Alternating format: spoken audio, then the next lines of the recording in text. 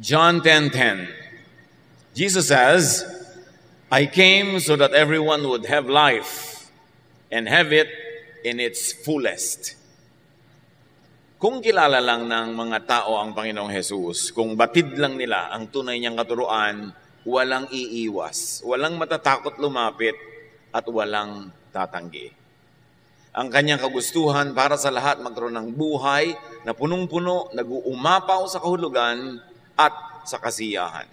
A full life is what Jesus wants His people to have and to enjoy.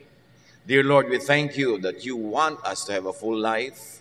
Now enlighten us, teach us, enable us to understand, to grasp the meaning of this very noble intention of yours for us. Be our preacher, our teacher, our leader. Turuan niyo po kami bigyan ng kaliwanagan. Dalangin namin ang lahat ng ito sa ngalan ng iyong anak na si Jesus. John 10:1-2. Very truly, I tell you, Pharisees, anyone who does not enter the sheep pen by the gate, but climbs in by some other way, is a thief and a robber. The one who enters by the gate is the shepherd of the sheep. Ipinapakilala ng Panginoon dito ang dalawang uri ng tagapag-alaga ng tupa, yung fake at yung totoo.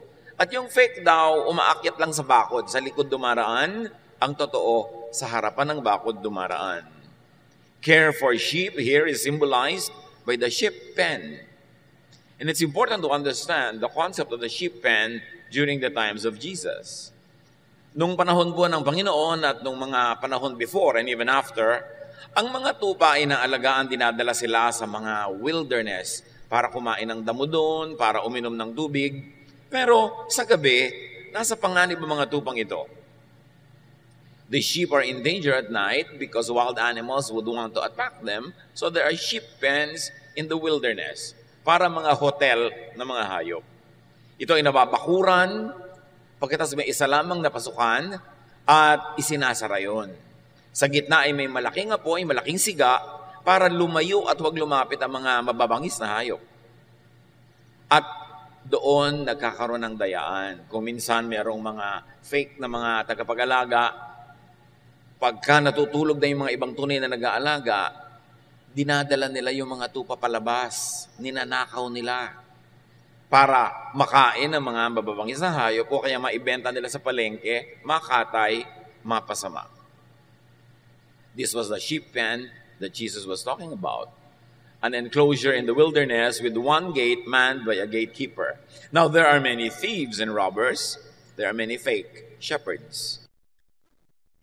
At ang kanilang layunin, the objective is to deceive the sheep and lead them out to be sold or to be butchered. In other words, the intention of the fake shepherds is for selfish gain. Gusto nilang pagtubuan, pagkakitaan, pakinabangan, yung mga tupa.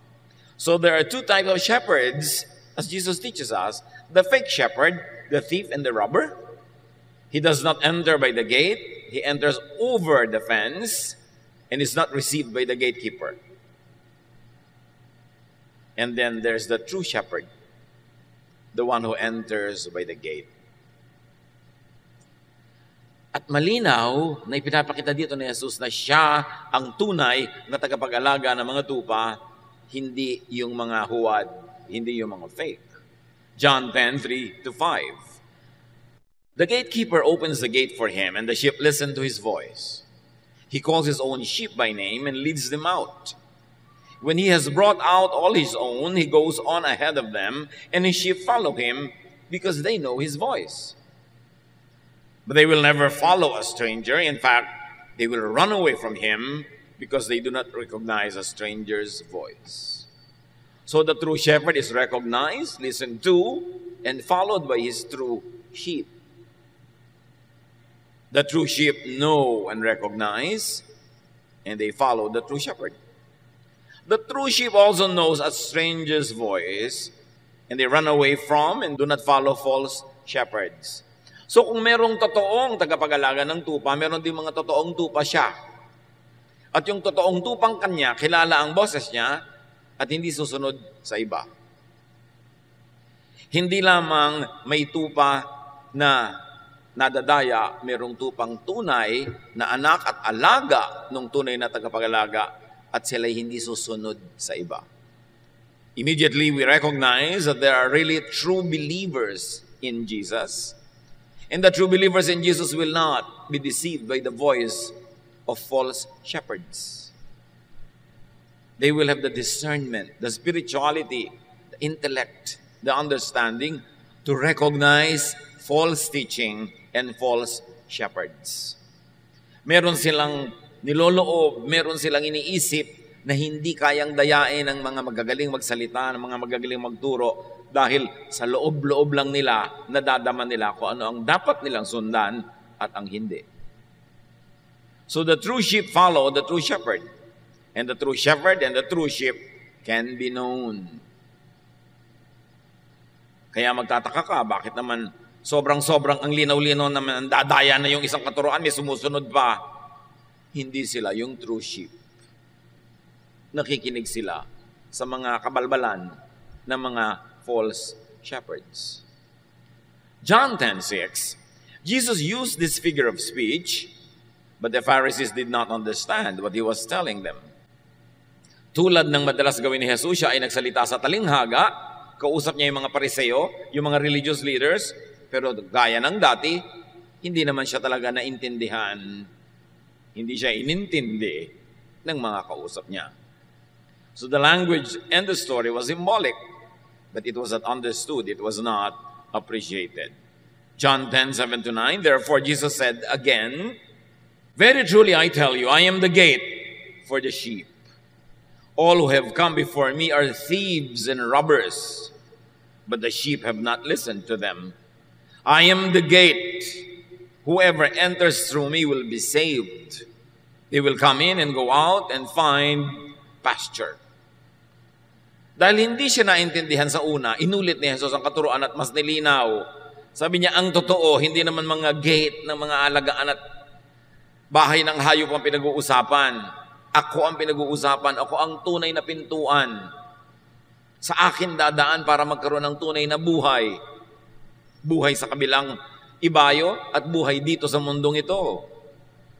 Ako ang dinadaanan para makalabas kayo sa pagkakakulong sa oras na tama na at kayo makakuha ng mga damo, makain ito, mga inumin, mainom ito.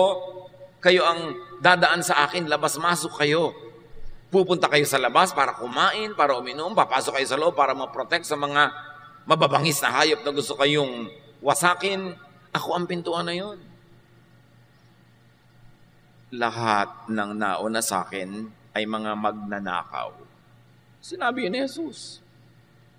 All who have come before me are thieves and robbers.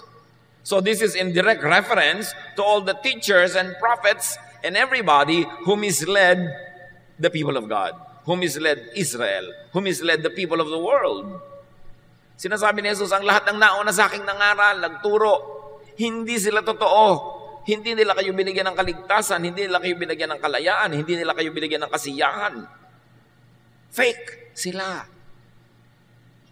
Napaka-laking statement ang ginawa na ni Jesus, ha? Dahil sa kanyang panahon, napakaraming kinikilala ng mga tao noon na mga tunay, na mga alagad ng Diyos. Pero sabi niya, lahat ng mga nauna sa akin na yan, dinaya lang ang tao. Pinagsamantalahan. Ako, sabi niya, ang pintuan. Ang lahat ng dadaan sa akin, palabas man o papasok, yun ang maliligtas. Maliligtas saan? Sa kapahamakan sa kabilang buhay at sa kapahamakan sa buhay na ito ngayon. Kasi sabi niya, they will come in, go out, and they will find pasture. So hindi lang one-time kaligtasan sa kabilang buhay ang pinag-uusapan kasi sabi niya, they will come in and go out. Ibig sabihin sa buhay na ito, pasok kayo, labas kayo, ako ang pinto. Sa akin kayo makakakita ng kalayaan para lumabas, at sa akin hindi kayo makakita ng pinto na pwedeng pasukan para kayo ma-protect, para kayo maipagtanggol mula sa mga mandaraya, mga magnanakaw. So yung mga nauna sa akin, mga religious leader, magnanakaw yung mga yan. They are robbers, they are thieves. At hindi yun madaling tanggapin, lalo sa mga relihiyosong Israelita noong araw, na bilib sa kanilang mga religious leaders. It was a very, very revolutionary, very powerful statement for Jesus to say that everyone who has come before him was a thief. But either Jesus was lying or telling the truth. But Jesus is truth and the life. And He's the door, and He's the gate, and He's the way, and He's the light. Kaya dapat pakinggan yung kanyang sinabi. The true shepherd is Jesus and none other. And according to Jesus, all who came before Him were thieves and robbers. They were all false gates, false doors. Ang dumadaan sa kanilang mga false doors ay nakukulong lamang, at ang dumadaan sa kanila palabas ay napapahamak lamang. Both ways, pag sa mga fake doors na ito kayo dumaan, puro kalugihan. And Jesus was referring to all the false prophets and teachers whose teachings and laws never gave the sheep a full life, actually robbed people of life, and led people to destruction and damage.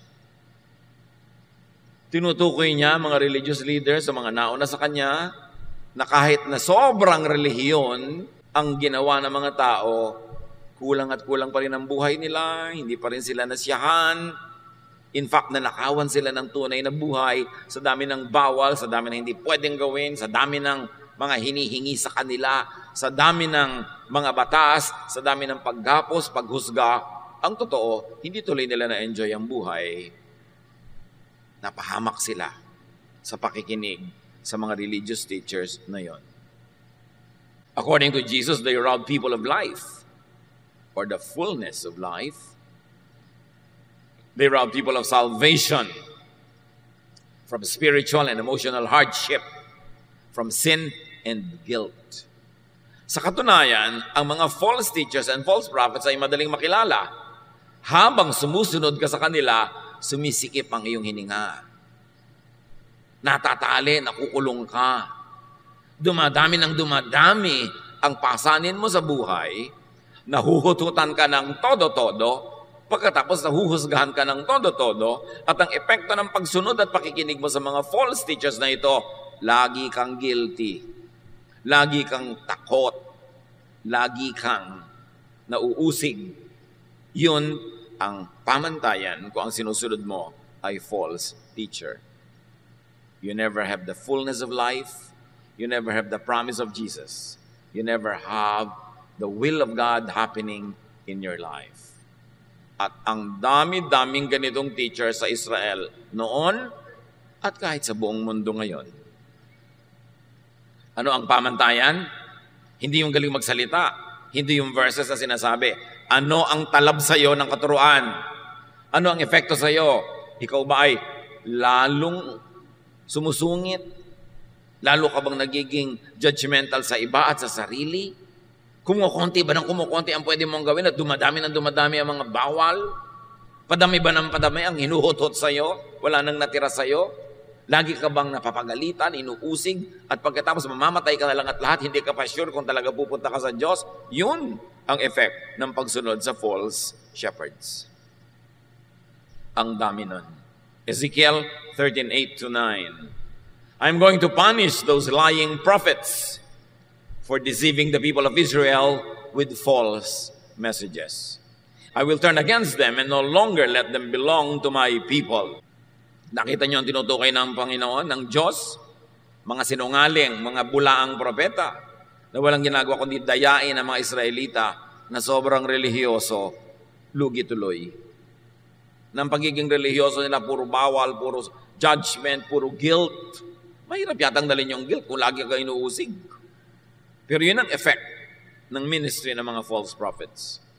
At sabi ng Diyos, parurusahan ko kayo mga sinungaling at mga bulaang propeta. Pinapahirap niyo ang buhay ng aking mga anak. Matthew 23:13-14, this will echo in the teachings of Jesus. You Pharisees and teachers of the law of Moses are in for trouble. You're nothing but show-offs. You lock people out of the kingdom of heaven. You won't go in yourselves, and you keep others from going in. So lagot kayo, mga Pariseo, kayo mga guro, tagapagturo ng mga batas ni Moses. Naghihintay sa inyo ang kapahamakan. Puro kayo pasikat. Pinagsasarhan nyo ang mga tao ng pinto ng kalangitan. Hindi nyo sila pinapapasok dahil kayo'y hindi rin pumapasok. At ano ang kalangitan na tinutukoy dito? Hindi lang yung kalangitan in the next life, kundi yung kalangitan sa buhay din na ito. Sabi ko nun, ninanakawan nyo ang mga tao ng saya, ng ligaya, ng kasiyahan, kapayapaan, kapahingahan. Wala kayong ginagawa kundi pagurin sila, pagiltihin sila. Kasi kayo mismo, wala kayo sa kingdom of heaven. So paano kayo makakapagdala sa mga tao sa kingdom of heaven? How can you give what you do not have? So maging si Ezekiel, maging si Jesus, pareho ng sinasabi sa mga teachers of Israel. Napapahamak lang ang sumusunod sa kanila. Mark 7:6-8. Jesus replied, "You are nothing but show-offs." Ang kausap niya, mga religious leaders. The prophet Isaiah was right when he wrote that God had said, "All of you praise me with your words, but you never really think about me. It is useless for you to worship me when you teach rules made up by humans. You disobey God's commands in order to obey what humans have taught." Ang kausap ni Jesus ay hindi yung mga satanista, hindi mga kulto, mga propeta, mga teachers of the law of Moses in the temple. And among those people, sinasabi ni Jesus, pasikat lang kayo, hindi kayo totoo. Tama ang sinabi ng propetang si Isaiah tungkol sa inyo at sa inyong mga ninuno, hindi kayo marapat sumamba sa Diyos. Hindi naman talaga Diyos ang iniisip nyo. Ang mga turo nyo, mga religious turo na invento nyo lang. Mga religious teachings made up and invented by humans to benefit the temple, to benefit religion and the religious leaders, and to continue to oppress and control the people. You are depriving them of heaven in eternity and heaven here on earth. Mga turo lang ng tao ang pinaghihirapan nilang sundin. Galit na galit si Jesus sa mga religious teaching na imbento lang ng tao. Tapos sinasabi, turo yun ng Diyos. Pagkatapos, ang bunga sa mga sumusunod, nasasakal, nasisikipan, nalulunod, nabibigatan, nahihirapan. And possibly, many who came and come after Jesus were and are also thieves and robbers. Hindi lang effective ang sinasabi ni Jesus sa mga teachers before His time, but also very possibly to many teachers after the time of Jesus on earth.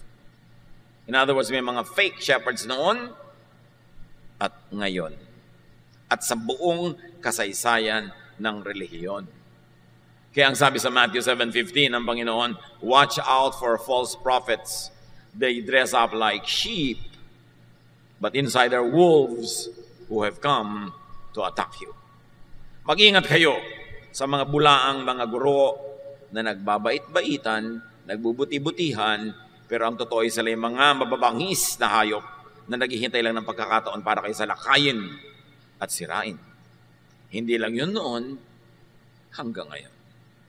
In John 10:10, Jesus says, "The thief comes only to steal and kill and destroy.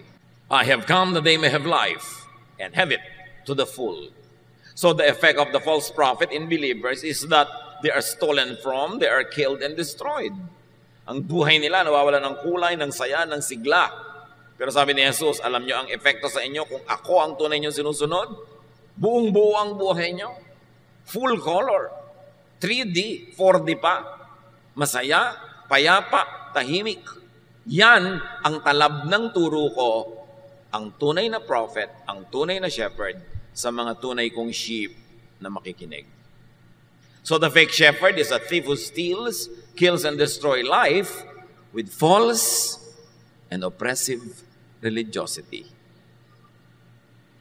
Jesus-style spirituality sets free. Pharisee-style religiosity oppresses. So dapat nasusukat mo. Na-oppress ba ako? Nabibigatan ba ako o nagagaanan? Napapalaya ba ako o natatali? Sumasaya ba ako o lumulungkot? Gumagaan ba ang pakiramdam ko o lalong bumibigat habang dumadami ang aking religious activity. Remember, Jesus' listeners were the religious and the Pharisees, not common criminals and not sinners. Ang tinutukoy ni Jesus dito ay mga mukhang tama, mga mukhang relihiyoso, pero sobrang ligaw. Meanwhile, the true shepherd came to give life. Not only life, but full life through correct and liberating spirituality. Remember that the spirituality of Jesus is liberating. Hindi nakakakulong, nakakasakal, kundi nakakapagpalaya, nakakapagpagaan. Because there are two types of shepherds, there are also two types of lives of the sheep. Number one is led by false shepherds. That kind of life is stolen from and robbed of spiritual fullness, of peace and joy, of rest, and of love. Madaling makilala ang mga sumusunod sa false shepherds. Wala silang kapayapaan, wala silang katahimikan, wala silang kapahingahan ng loob, at di sila maibigin. Ang mga sumusunod sa false prophets, sa mga Pharisees, sa mga teachers of the law of Moses, nagiging pintasero at pintasera sa kapwa.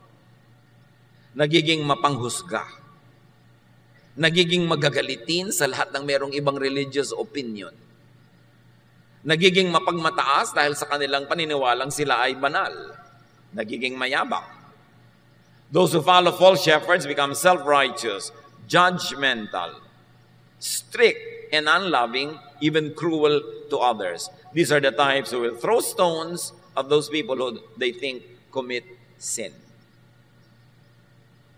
Meanwhile, Jesus stopped and prevented those people from throwing stones. That is the Jesus style. The style of the law of Moses is throw stones at sinners. The style of Jesus is whoever is sinless, throw the first stone, which really means no one should be throwing stones. Dapat kilala. Ang daming Kristiyano, hindi naman Kristiyano ang asal, Fariseo. Ang daming Kristiyano, ang lifestyle hindi Kristiyano, Fariseo. Kasi you will know them by their fruits. Ano ang bunga? So, those that are led by false prophets are damaged and even destroyed. Wala na yatang mas religious pa na bansa kaysa Israel at wala nang mas religious pa na syudad kaysa Jerusalem. Pero minsan, nang naglalakbay si Jesus at sa isang liko ay nakita niya yung lungsod ng Jerusalem sa ibabaw ng bundok. Siya ay nanangis sa lungkot, hindi sa tuwa. Matthew, when he saw the crowds, he felt sorry for them. They were confused and helpless, like sheep without a shepherd. Can you imagine? Matthew 9:36. Nung makita ng Panginoon ng mga tao, napaluha siya, nalungkot siya, naawa siya, dahil sa kabila ng kanilang relihiyon, para sila mga tupang walang tagapag-alaga. Sila yung mga ligaw, sila yung mga kawawa, nasa panganib, mga gutom, uhaw, sa kabila ng kanilang araw-araw na relihiyon. Hindi nadadaan yan sa religion, religious activity, dalas mong magdasal, Bible version. Ang point, pinagaharian ka ba ni Jesus? Siya ba ang tunay mong shepherd? 2 Peter 2:1-3. Sometimes false prophets spoke to the people of Israel. False teachers will also sneak in and speak harmful lies to you. But these teachers don't really belong to the master who paid a great price for them, and they will quickly destroy themselves. Many people will follow their evil ways and cause others to tell lies about the true way. They will be greedy and cheat you with smooth talk. But long ago, God decided to punish them, and God doesn't sleep. Ang linaw. Sabi ko nang kahit ang Israel, binobola, niloloko ng mga bulaang propeta, nakikinig naman sila. Sabi ko hindi sila tunay na galing sa Diyos. At marami mga tao susunod sa kanilang mga baluktot at mga pamamaraan. Sila'y magiging mga gahaman, mga sakim. Dadayain kayo. Peperahan lang kayo ng mga relihiyon na yan. Sabi niya, huwag kayong maglala. Matagal nang alam yan ng Diyos at hindi natutulog ang Diyos. So dapat hindi rin tayo matulog. Maging mapagmansyag sa mga daraya, mambobola, pahihirapan ka lang. Matthew 23:15, you Pharisees and teachers of the law are in for trouble. You're nothing but show-offs. You travel over land and sea to win one follower. And when you have done so, you make that person twice as fit for hell as you are. Lagot kayo ha? Kayo mga fake na mga teacher? Mission pa kayo. Patawid-tawid kayo ng mga kabundukan, ng mga dagat, para magkaroon kayo ng convert. Pero oras na dapuan ninyo, maturuan ninyo at sumunod sa inyo, ginagawa niyong doble ang sama kaysa dati. Nadodoble ang kanilang disqualification from heaven and qualification for hell. Kasi ang turo nyo ay lason. At yan ay ginagawa sa ngalan ng Diyos, ha? At kahit ngayon sa ngalan ni Jesus, dadapuan ka ng missionary, dadapuan ka ng teacher, dadapuan ka ng kung sino-sino. Tapos ang ending, magiging katulad ka nila. Judgmental, self-righteous, self-promoting, haters of other believers, divisive and divided, separatist, humihiwalay ka sa mga ibang anak ng Diyos, ikaw lang ang tama, ikaw lang ang totoo. So ganun, marami niyan.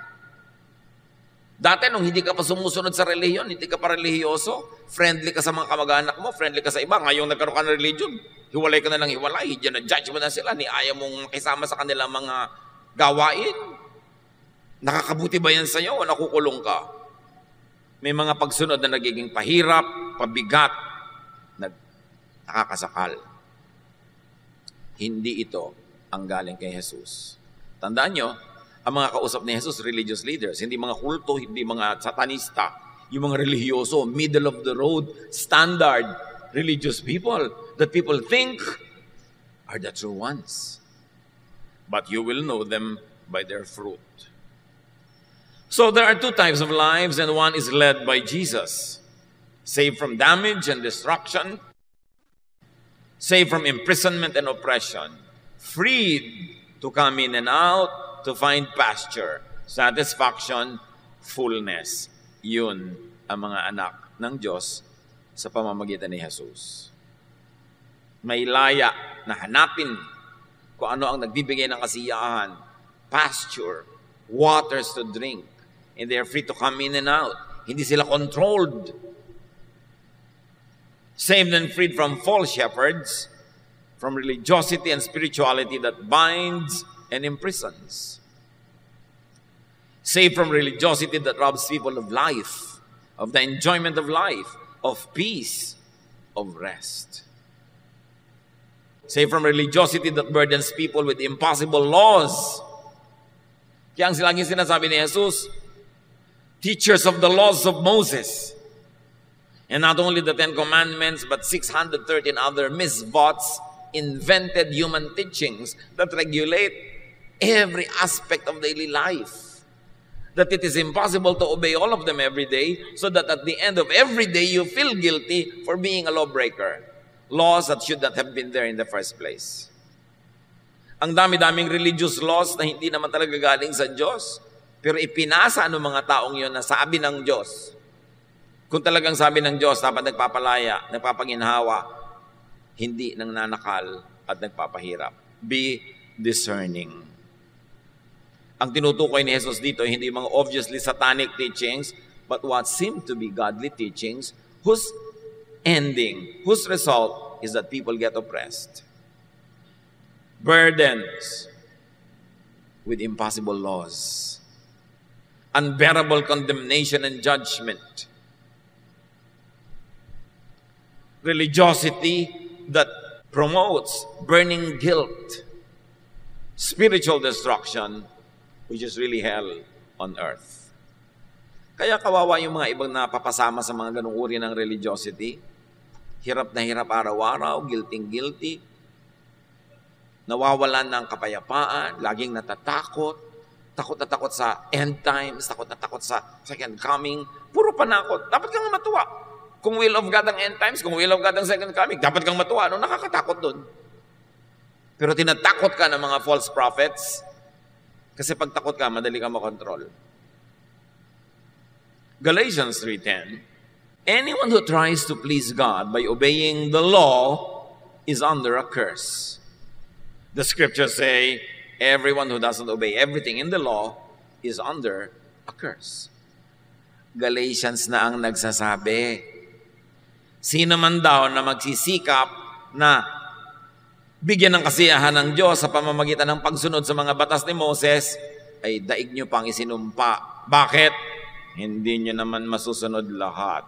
Lagi kayong kulang, lagi kayong guilty. Kung ang pagsunod niyan ang gagawin yung daan patungo sa Diyos, mabibigo kayo para na kayong isinumpa. Truth is, Jesus freed people from Judaism. Yun ang misyon ni Jesus. Iniligtas niya ang mga tao sa mga batas ni Moses. Iniligtas niya ang mga tao sa mga batas na imposibleng masunod. Mga batas na lagi nagpapagilty, nagpapahirap ng buhay. At inulit ng Galatians. Sabi ko na, hindi kasiyahan ng Diyos na sumunod kayo to the letter sa lahat ng mga religious regulation. Kasi hindi niya naman masusunod. Ang ending, lagi kayong kulang. Hindi kayo matatahimik. James 2:10, if you obey every law except one, you are still guilty of breaking them all.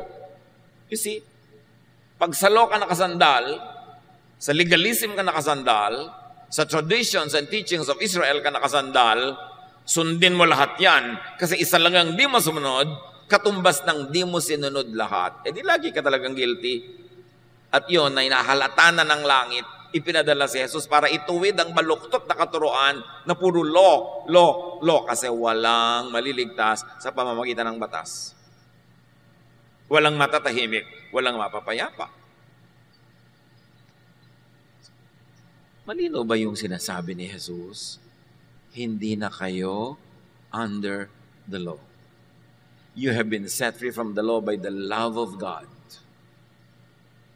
Inibig na lang kayo ng walang patakaran kasi kung dadaanin sa law, walang papasa. And yet, marami sa atin laging guilty pa rin. Acts 15:10, nung may mga bagong Christian, pinipilit ng mga Jewish na naging Christian na maging Hudyo din yung mga bagong Christian na hindi naman Hudyo dati. In other words, o Gentile ka, hindi ka Hudyo, pero naging Christian ka, magpaka-Hudyo ka muna. Mga lalaki, kailangan na namang magpatuli kahit matanda na. Mga babae, sundin nyo lahat ng mga ceremonial law bago kayo maging Christian.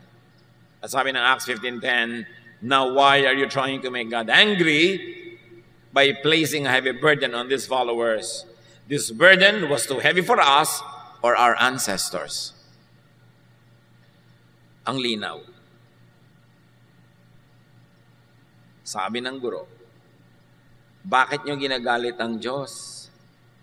Na yung mga hindi Hudyong tulad natin, gagawin nyo pang Hudyo ngayon. Hudyo tayo, naging Christian. Bakit yung hindi naging Hudyo na naging Christian, gagawin nyo pa uling Hudyo? Sabi ng ganon, ang hirap maging Hudyo. Ang bigat. Hindi nasunod ng mga ninuno natin, hindi rin natin nasunod. Tapos yung hindi na nga Hudyo, gagawin mo pang Hudyo? Hindi igagaya mo sila sa atin ng mga bigo. Mabigat ang buhay, mahirap. At mga kapatid, hindi lang ito nung araw ng Book of Acts ay sinusulat. Ngayon din, maraming mga hindi na nga Hudyo, naguhudyo-hudyuhan pa. Sumasali pa sa pagiging Hudyo, kinokopya ang mga damit ng Hudyo, mga patilya ng Hudyo, mga festival ng mga Hudyo. Sinabi na nga dito, tayo hindi natin nasunod dyan. Bakit idadamay pa natin yung hindi Hudyo? Ang linaw na nito, pero hanggang ngayon, ang nandudumilat ang katotohanan ito, ang dami pa rin gustong maghudyo-hudyuhan. Tatawagan kayo sa telepono, aakyatin kayo sa bahay nyo, re-recruiting kayo para maging hudyo-hudyuhan kayo tulad nila. Ang linaw na nga ng Acts 15:10. Gumawa kayo ng malaking placard, ipakita nyo sa kanila. Sinabi na nga sa Bible yan, yung hindi Hudyo, maghuhudyo-hudyuhan pa. Kayo na naman ganito, sasali na naman kayo. Wala ba kayong mga utak? Pero di ba meron ng true shepherd, may true sheep? At merong talagang false sheep that will never follow the true shepherd. They will only follow the false shepherd. Kaya nagkakakilakilanlan kung sino ang sinusundan. Si Jesus dapat. Sinabi niya, kayong mga Pharisees kayo, may araw din kayo. Napapahamak ang mga sumusunod sa inyo. Dumadami ang mga patakaran, dumadami ang mga batas na hindi naman nasusunod, dumadami ang pagkukunwari, ang pagbabalat kayo, dumadami ang guilt. Jesus, the true shepherd, saved and saved sheep and people by taking the punishment for sin upon himself. Salvation is free, but it is not cheap. Jesus paid for all the sins of the world, and therefore there is no more necessity for anyone to go through God through the law. Jesus satisfied all the requirements of the law in behalf of those who will believe in him. Therefore, if you believe in Jesus, it's better than having obeyed all the laws. All the laws that become stepping stones to heaven become irrelevant to people who believe in the true shepherd. Because Jesus fulfilled all the requirements of the law in behalf of all those who cannot fulfill it anyway. Kaya may tagapagligtas. Siya ang sumunod, siya ang umako sa ating mga pagkukulang. Kaya pag naniniwala ka kay Jesus, lahat ng accomplishment niya na perfect life, perfect obedience, nagiging sa atin at hindi na tayo kailangang sumali pa sa pagpapakahirap sa pagiging Hudyo. 1 Peter 2:24, Christ carried the burdens of our sins. He was nailed to the cross so that we would stop sinning and start living right. By his cuts and bruises, you are healed. So sa perfect obedience of Jesus to God, tayo ay iniligtas na niya sa hirap ng pagsunod sa mga regulasyones. Jesus saves people by eliminating sin. One is by paying for it and by eliminating the law that makes everyone guilty or feel guilty. Dalawa ang ginawa ni Jesus para mawala ang kasalanan. Una, binayaran na niya ang lahat ng bayad para sa mga nagkasala. Pangalawa, inalis niya lahat ng law. At kung wala ng law, paano mo pa-break yun? Kung wala na yung law of Moses, paano mo pa ba-break? Therefore, hindi ka na magiging lawbreaker kasi inalis yung law. Dati may nakalagay, no parking. Pag nag-park ka, you become a lawbreaker. Nung inalis yung no parking sign, pinalitan ng batas, nagpark ka, nagpapark ka pa rin tulad doon dati. Kaya lang nung araw nakakasala ka, ngayon hindi na kasi pinalitan na yung law. Kailan maiintindihan ng mga Kristiyano that we are not under the law? It doesn't mean that we will live wanton, careless lives. But we observe good manners, we observe ethics, we observe all that is admirable and needed in a civilization, but not to be saved, but because we are already saved. Not to win God's favor, but because we are already in God's favor. Gumagawa pa rin tayo ng mabuti, iniiwasan pa rin natin paggawa ng masama, pero hindi para tayo tanggapin ng Diyos, kundi dahil natanggap na niya tayo, para naman maganda ang dating.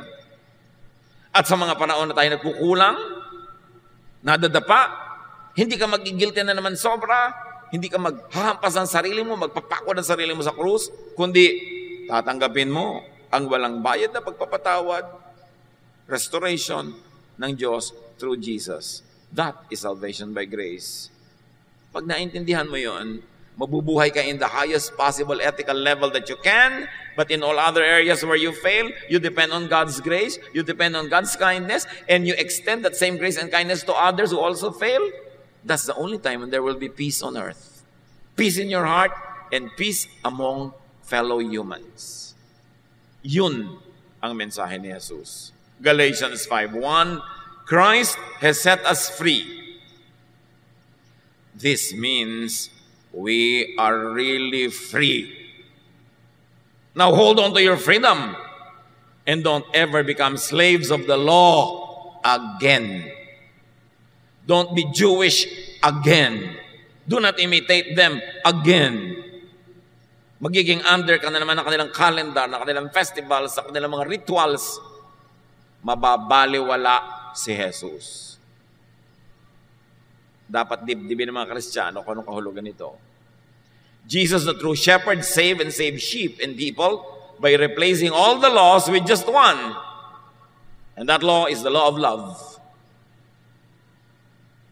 John 13:34, in place of all the commands, I am giving you a new command.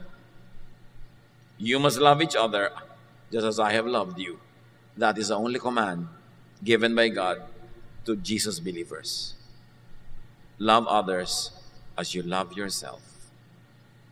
And because you love others as you love yourself, you will stop being judgmental. You will not be separatist from other believers. You will be kind. You will not be a church bully, policing and watching everyone and judging everyone and punishing everyone who commits sin according to your standards. Sabi niya, hindi niyo ba naiintindihan na isang batas na lang talaga natitira? Kaya mga iba, hoy sister, Christian ka na, bakit ganyan pa yung buhok mo?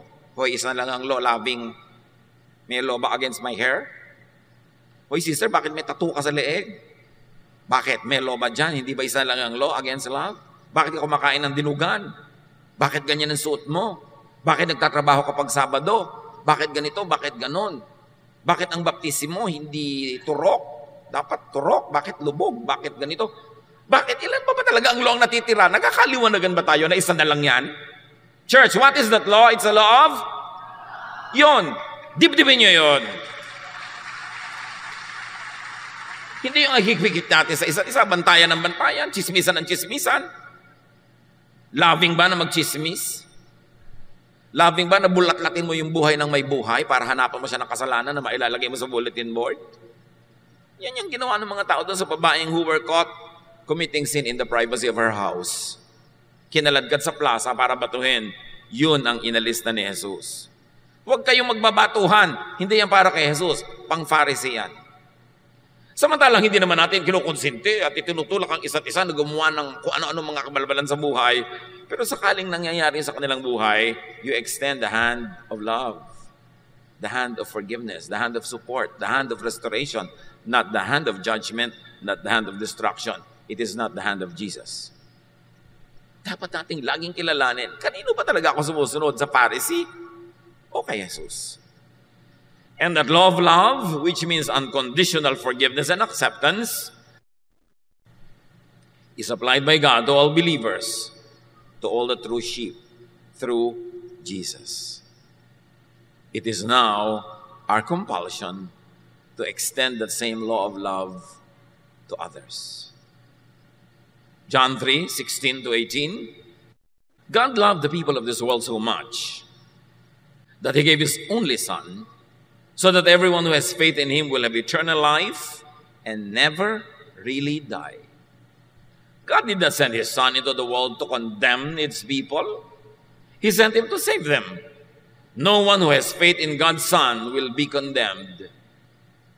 And if we can add, no one who has faith in God's Son should condemn others. Do not burn the bridge over which you too must pass. And that is the bridge of love, the bridge of forgiveness, the bridge of unconditional acceptance of others. Do not let false shepherds rob you of life, of the fullness of life. Maraming false, kahit laging nagpe-praise the Lord. Matthew 7:21-23, Jesus speaks, not everyone who calls me their Lord will get into the kingdom of heaven. Only the ones who obey my Father in heaven will get in. On the day of judgment, many will call me their Lord. They will say, we preached in your name, and in your name we forced out demons and worked many miracles. But I will tell them, I have nothing to do with you. Get out of my sight, you evil people. Sa araw daw ng paghuhukom, maraming magsasabi kay Jesus, Uy, dapat po kasama kami dyan sa kaligtasan na yan. Sa inyong pangalan kami nangaral, sa inyong pangalan nagpalayas kami ng mga demonyo, sa inyong pangalan nag-charity kami, gumawa kami ng mga kabanalan at kabaitan. Sabi ni Jesus, hindi ko kang kilala, umalis-alis kayo sa harap ko. So hindi lahat ng sinasabi ang pangalan ni Jesus, gumagawa naman kung ano-ano sa pangalan ni Jesus, ay tunay nga. Paano malalaman? Ano ang bunga ng turo nila sa tinuturuan nila? Napapalaya ba o nagagapos? Gumagaan ba o bumibigat? Bumabait ba o sumusungit? Doon nagkakakilanlan. Sabi ni Jesus, you will know them by their fruits. Know and avoid false shepherds. Avoid modern-day Pharisees and false prophets who continue to oppress, mislead, rob, and kill sheep in the name of Christ. Huwag padaya. Linawan ang pagmamatsyag. Maging malaya at magpalaya ng iba sa ngalan ni Jesus. Dear Lord, we thank you. Our Father, we thank you because Jesus, your Son, sets us free. Salamat at pinalaya mo na kami sa mga religious laws at isang law na lang natira, the law of love. Turuan niyo kami, Lord, na pairalin din sa aming buhay. Na huwag maging lisensya sa aming gumawa ng mali dahil hindi kami under the law. But because we are under your grace and under your love, lalo kaming mas maging mabait pa, mabuti, mas tama. At sa mga panahon kami nabibigo, nagkukulang, turuan niyo kami na pati mga sarili namin, ipatawarin din namin dahil pinapatawad niyo kami. At turuan niyo kami magpatawad din sa iba. Mga kapatid, pag bulay-bulayan sumandali, ang kahulugan ng lahat ng ito, that we are not under the law, that Jesus wants a full life for us. Review your life kung full o kulang, at kung kulang, sino ang sinusunod niyo, bakit kulang? Dear Lord, as your people bow before you and ponder these, speak to each one of us.